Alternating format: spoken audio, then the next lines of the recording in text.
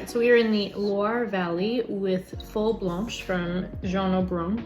So the grape is actually also Folle Blanche, but if you're not as familiar with that grape, well, the one you might be more familiar with that it's also called is Picpoul, which is a fairly typical white grape to see out of France.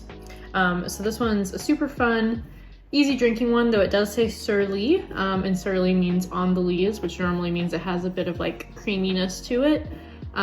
Lees add that creaminess, the batonnage, if you ever want to learn more about the way they make muscadet and why it's so good with oysters, that's all sur lie.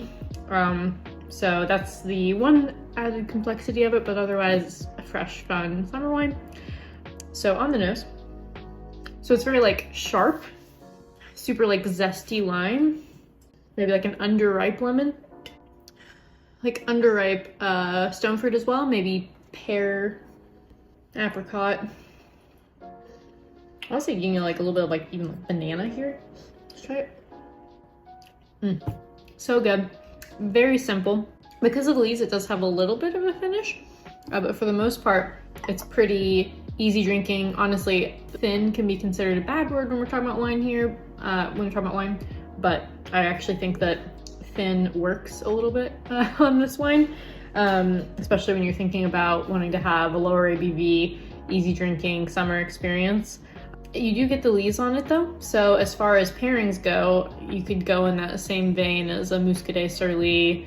Try it with your oysters, try it with your sashimi, try it with your sushi, try it with your salads. Like, this is crisp, but it has that nice sur lie aspect to it.